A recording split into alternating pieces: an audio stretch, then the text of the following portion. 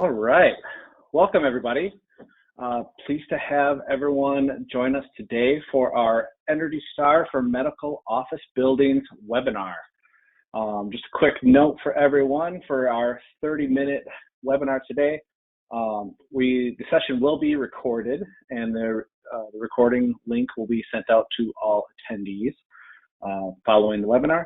And then if you have any questions, please add them to the GoToWebinar question panel in the bottom, and we can add that to our question and answer session at the end. For the agenda today, we have a very special guest from the EPA, Clark Reed. Clark Reed is the National Program Manager with Energy Star.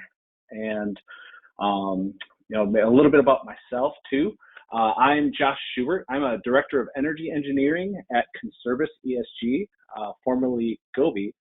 I'm one of the most active licensed professionals among service providers. So I do a lot of the Energy Star certifications for our customers, and more on that to come later on. But Clark, if you want to take us away and get started with yourself today. Great. Thank you, everybody. I am really happy to be here, and it's great to see your interest in a new medical office building score that we just updated. As you may know, the cornerstone of the Energy Star program is benchmarking, and the gold standard is the Energy Star score. And EPA is happy to announce that we are reestablishing the Energy Star certification for medical office buildings. It's been a long wait, I know. Many of you really have made it possible because you have responded to a survey that an association put out several years ago, and this is the payoff for having done that survey. So it really has been a collaborative effort. Today, I am going to be providing a brief overview of EPA's score methodology, how we develop the score, and then the specific changes of the model that we believe actually improves on the older one. So let me go to so here we are. Here's the kind of the broad goals of what we had when we were doing this particular update. So if you've been benchmarking since 2013 or earlier, you probably recall the EPA suspended the certification of MOBs in early 2014. And we did that because we were concerned that the model, which was based on 1999 CBEX data, was not reflecting the changes that we were seeing in the marketplace. So it was basically things like we were seeing MOBs putting in ambulatory surgical centers, and they were seeing spikes in energy use. And we knew that the Commercial Building Energy Consumption Survey, which we have used in other scores, didn't always have a good sample size for medical office buildings, nor did that survey actually get to the level of detail that we needed to completely have confidence in those scores.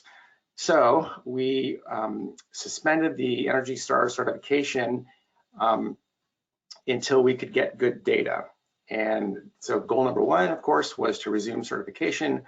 Goal number two was closely related to number one, because resuming certification meant that we would actually be able to have a data set that reflected updated technologies, better operations, and other variables. Goal three, of course, was to limit any disruption of this sector. So those were the broad goals. And let's see, yeah, here we go. So what you're looking at here is a sort of an expansive timeline of the history of the medical office building score. As you can see, when we first launched it in 2004, we had 1999 data. Then you can see we paused certification 10 years later, And then we began working with BOMA and ASHE and others to collect data on medical office buildings and hospitals in 2016. But a large score update for other building types in 2018, and then the pandemic delayed our medical office building work until last year. And then we activated the new algorithm in Portfolio Manager in February of this year.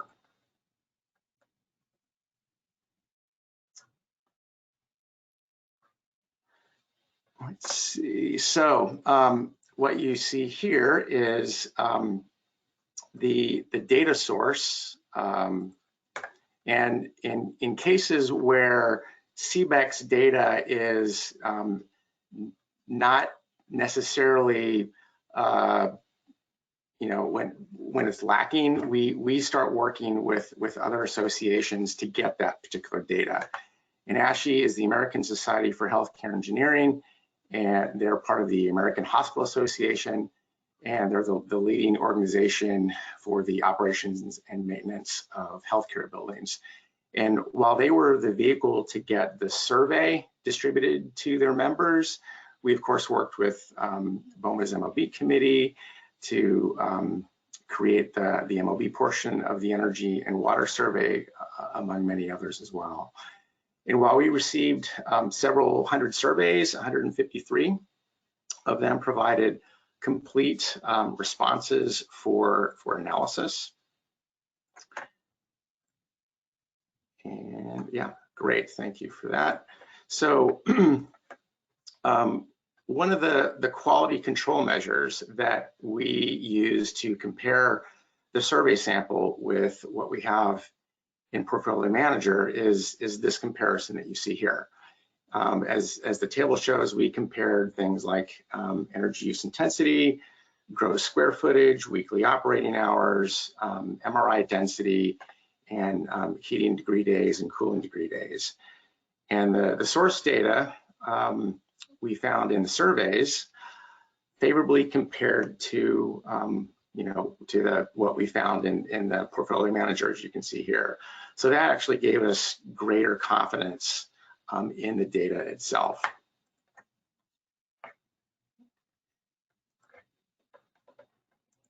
Advance to the next slide here.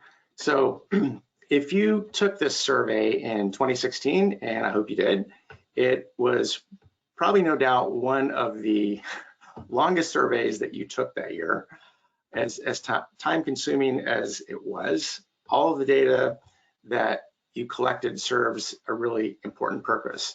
It allows us to evaluate all these variables that you see here for statistical significance in driving energy use in medical office buildings.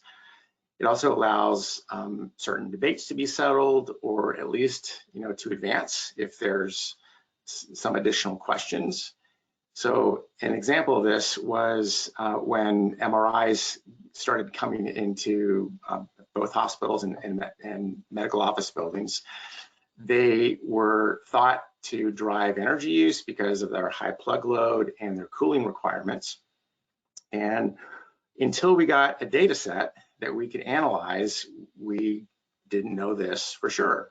And of course, that turned out to be true when we did get that data set.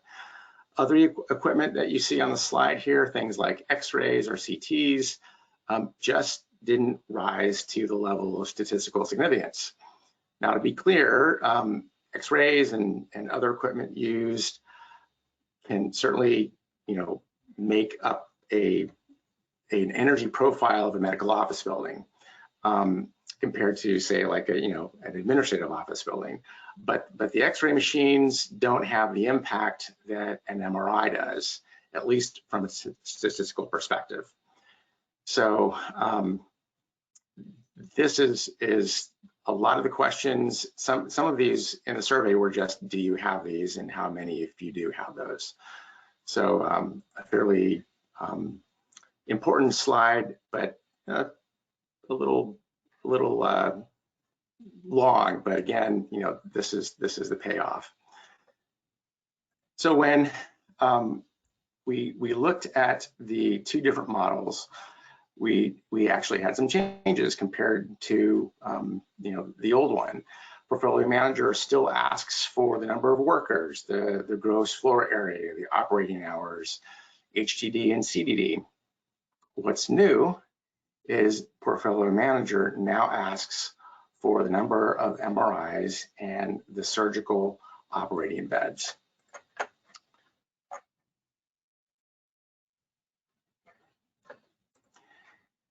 And these terms are defined in the glossary and elsewhere, just like all the other variables that we have. Operating rooms are for outpatient procedures, as are the number of surgical operating beds. And given these new variables, we believe the ambulatory surgical centers, I think, are now properly accounted for in medical office buildings.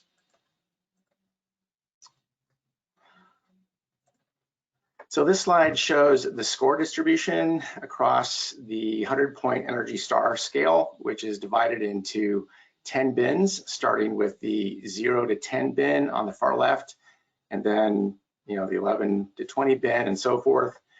With a percentile model like this, we would expect to see 10% of properties in each one of these score bins when we're talking about the national sample of medical office buildings in the country. And of course, it's never going to be a perfect fit, but you can compare different models to see how they stack up. And the blue line shows the updated model, which shows a more even score distribution across those bins compared to the red line of the older model. So when you look at this, this is the kind of thing that we look for that shows us that we're on the right track.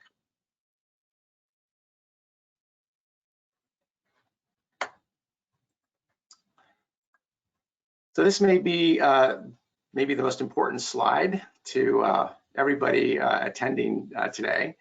Everyone rightfully wants to know, how does my score change compared to the old model? Well, since this update already happened in February, you're likely to see score changes like this. So on average, scores increased by 4 points. More than 50% of the scores are within 10 points of the original, either on the positive or the negative side from where that score was. And then just to note, under considerations at the bottom, the word existing actually should be previous. So sorry for that slight typo. Just found that just before the show started. But as you can see here, this is the score distribution, and again, it flows like we would expect it to.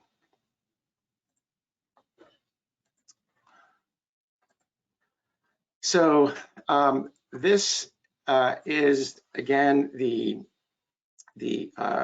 score change variability, and we put a table together to show you what the average score change is depending upon what type of service is provided or what particular type of equipment is provided, in this case the MRI.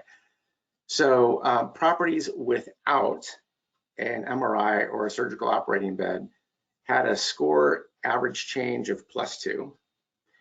And then if you have an MRI and a MOB, then your average score change should be a whopping 24 points. And if you also had a surgical operating beds, ASC associated with that MOB, then again, your average score is going to be +17. So this is quite unusual because a lot of our score changes on average tend to be down as the building stock improves in energy performance over time. But this is one of the rare cases where we had a really important adjustment to make, and that flipped it from an on average sort of slight negative point average to a fairly strong average increase. So this should be good news for for everybody. So with that, that's the broad overview. I'm happy to take any questions that anybody might have. Thank you. Perfect. Thank you very much, Clark. I think that there is a lot of data, there's a lot of background and a lot of variables that go into these scores, and I can kind of speak to a little bit of how we actually pursue awards for these buildings, how we get them benchmarked and put into the system. As far as what we do at Conservice is the utility experts, and so that we pride ourselves on being able to acquire some of the more difficult variables, like the utility data. So getting the electricity, getting the natural gas. Some medical office buildings have a significant amount of propane, and getting the water utilities, getting all of that pushed into Energy Star Portfolio Manager is a key part of what we do.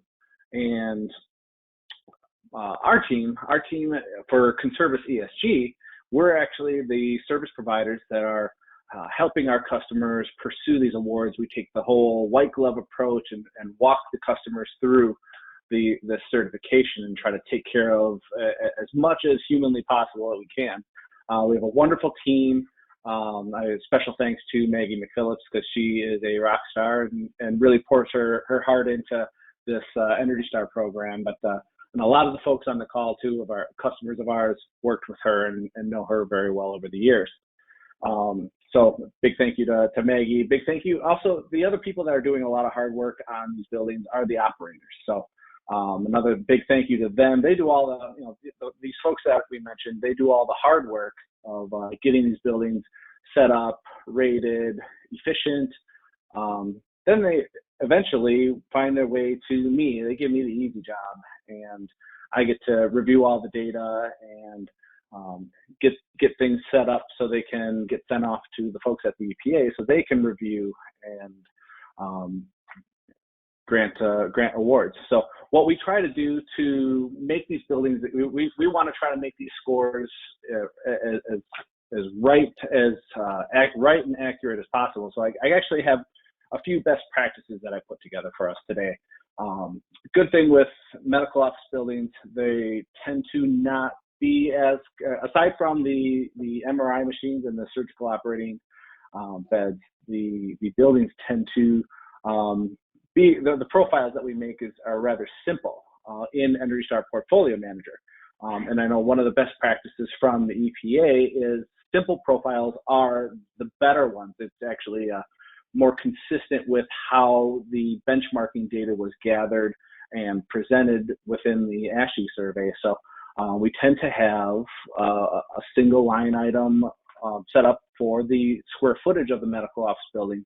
And a lot of these buildings have parking. So if your profile, one of the biggest benefits that we can do to make a profile accurate is if the electricity bill has the energy for the parking that's lighting it, we want to make sure that gets accounted for, and that there's like flat service parking or structure parking to go along with it.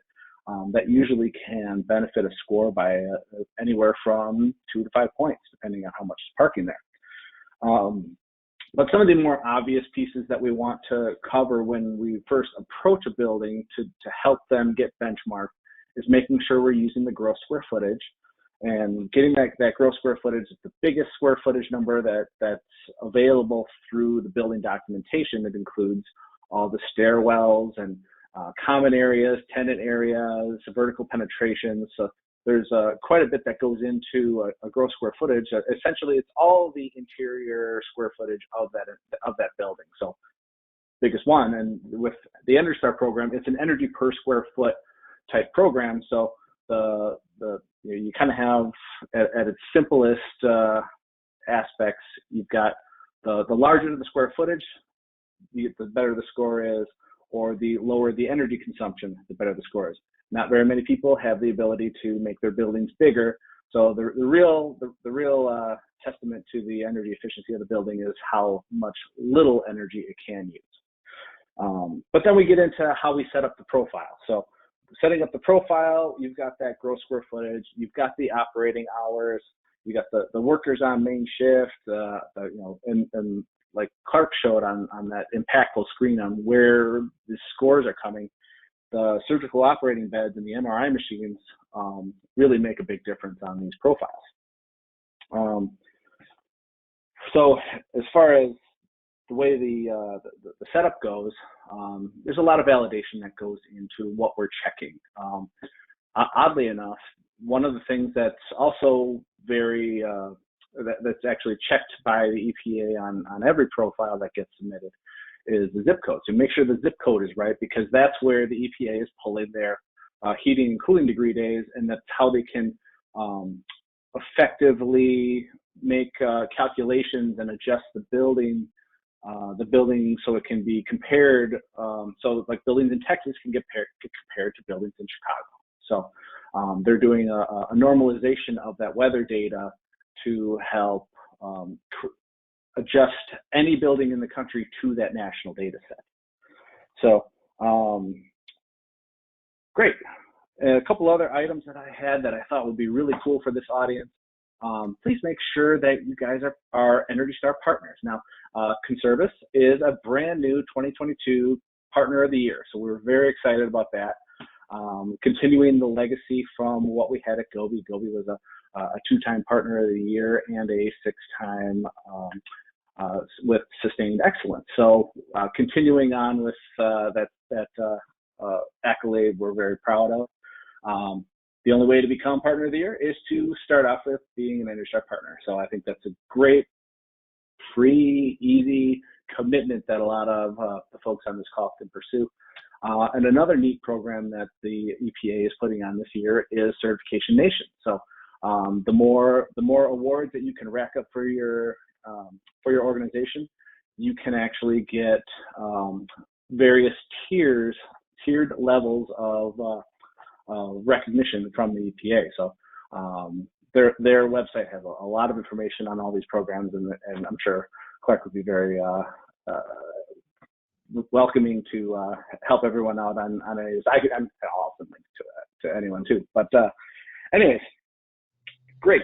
Now, if we have any questions, I know I did get one question submitted from the audience during the registration. It was, how do you account for electrical usage for MRI equipment? And thankfully, Clark went pretty heavily into the energy for MRI.